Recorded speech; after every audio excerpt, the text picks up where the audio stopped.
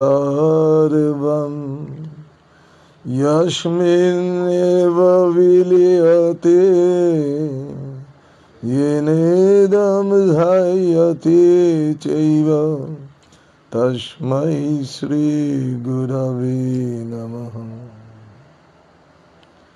সমগ্র জগৎ যা হতে সৃষ্ট হয়, যার মাঝে প্রতিপালিত হয়, যার মাঝে আবার বিলীন হয়ে যায়, সেই ওঙ্কার রূপী গুরুকে প্রণাম করি।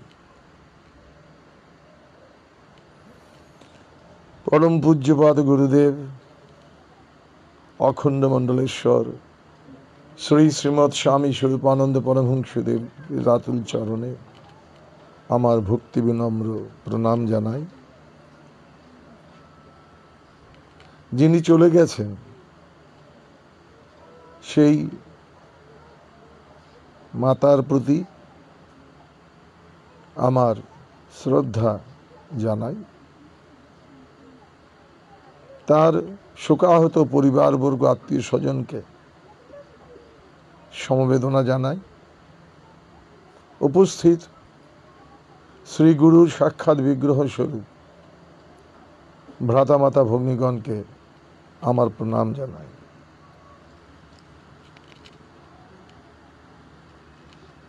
গুরু প্রণামেই বলেছি যে আমরা সকলেই ভগবানের কাছ থেকে আসব, ভগবানের মাঝেই থাকি এবং ভগবানের মাঝে ফিরে যাই।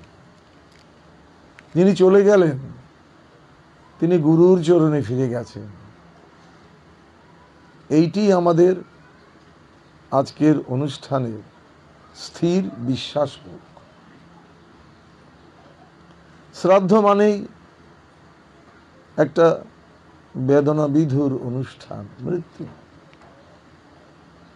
মৃত্যু তোমার শুনবে কথা ভাবছ বসে, তাই তোমার কথা শোনার গরজ তার তো মোটেই নাই। তার কেহ নাই আপন কি পর, রাজায় প্রজায় সমান আদর, যার যখনই সময় হবে তারই তখন চাই। অশ্রু জলে সিক্ত নয়ন, বিষণ্ণ মন করুণ বদন, এসব দেখে থামবে কিসে, ভাববে কিরে ভাই, তোমার কথা শোনার গরজ তার তো মোটেই নাই। এটাই মৃত্যু। কাজেই যার সময় হয়েছে তিনি যাবেন, তিনি গেলেন। অখণ্ড বিধিমতে শ্রাদ্ধ মানে হচ্ছে ভগবানের নাম স্মরণ করে করে প্রয়াতের স্মরণ করা। আমরা আজকে সেই কাজটি বিভিন্নভাবে করেছি। সুতরাং এই শ্রাদ্ধ সব দিক দিয়েই পূর্ণ হয়েছে, এইটি আমাদের সুদৃঢ় বিশ্বাস। শ্রাদ্ধ অনুষ্ঠানে যোগদানের সুযোগ আমার খুব একটা নাই। দশবিধ সংস্কারের অনুষ্ঠানাদিতে যোগদানের সুযোগ আমার খুবই কম হয়। তবুও আজকের এই অনুষ্ঠানে আসার জন্য আমার কল্যাণিয়া মাতা উপমা, মানে শ্রীমান বিজয়ের কন্যা, সে আহ্বান জানিয়েছে। মুখ্যত তারই আহ্বানে আজকের এই অনুষ্ঠানে আসা। এরই সঙ্গে কাকতালীয়ভাবে কিছু ঘটনা আমাকে এখানে আসার জন্য উদ্বোধিত করেছে।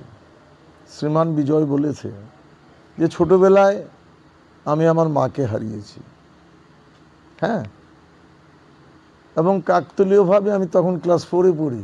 সম্ভবত বিজয়ের যে ভাইপো বিনয়ের ছেলে, সেও ক্লাস 4-এ পড়ে। এটা আমাকে ভাবিত করেছে। আমি ক্লাস 4-এ আমার মাকে হারিয়েছি। কাজেই সেই বয়সে মায়ের মতো আপনজনকে হারানোর বেদনা আমি অনুভব করি এবং আমি স্মরণ করি। আমার মায়ের মৃত্যুর পরে আমার বাবা একাধারে আমার বাবা মা এবং বন্ধু হয়ে গেলেন, এবং তিনি আমাকে জীবনের পথ দেখালেন। সেই দিনের কথা স্মরণ রেখে আমি ভগবানের কাছে প্রার্থনা করব, কল্যাণীয় শ্রীমান বিনয় সেও তার সন্তানদের একাধারে পিতা মাতা এবং বন্ধু হোক এবং তাদের পথ প্রদর্শক হোক। ঘটনার আরো মিল আছে।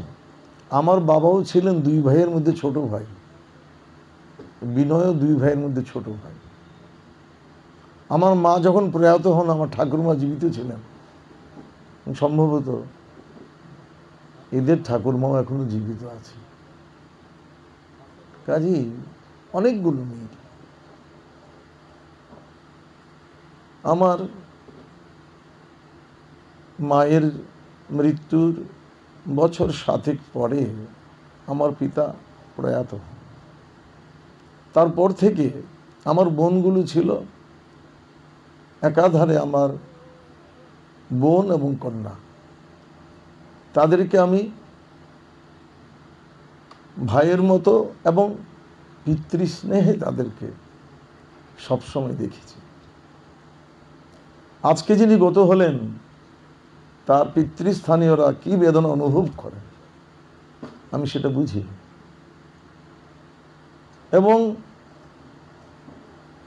তিনি যাদের বোন ছিলেন তারা আজকে কি বেদনা অনুভব করেন আমি সেটা বুঝি, আমি অনুভব করি। এবং এই বিষয়গুলোই আমাকে আজকের এই অনুষ্ঠানে আসার জন্য প্ররোচিত করেছে। ভ্রাতামাতা ভগ্নীগণ, আমরা আজকে সমবেত উপাসনা করেছি। ভগবান তিনি বললেন, নাহম তিষ্ঠানি বৈকুণ্ঠে যজ্ঞিনাম হৃদয়েন চ মদ ভক্তা যত্র গায়ন্তি তত্র তিষ্ঠানি নারদ। আমার ভক্তগণ যেখানে একত্র হয়ে আমার প্রার্থনা করে আমি সেখানে থাকি। কাজেই আমাদের প্রয়াত প্রিয়জনের আত্মার জন্যে আমরা যে প্রার্থনা করেছি, সমবেত উপাসনা করেছি, ভগবান সেখানে ছিলেন। আর ভগবান যেখানে থাকেন সেই অনুষ্ঠানের বিষয়ে কোনো ছোট ভাব গ্রহণ করার কোনো সুযোগ নাই। আমরা ব্রহ্ম গায়ত্রী গান করেছি। ব্রহ্ম গায়ত্রী সম্পর্কে বলা হয়, এতৎ অক্ষরম এতঞ্চ জপনো ব্যরিতি পুরুকিগম সন্দয়োর বেদবিদ বেদ পুণ্য ন ইয়জ্জতে। যেখানে ব্রহ্ম গায়ত্রী গান হয় সেখানে সমগ্র বেদের পুণ্য বর্ষিত হয়।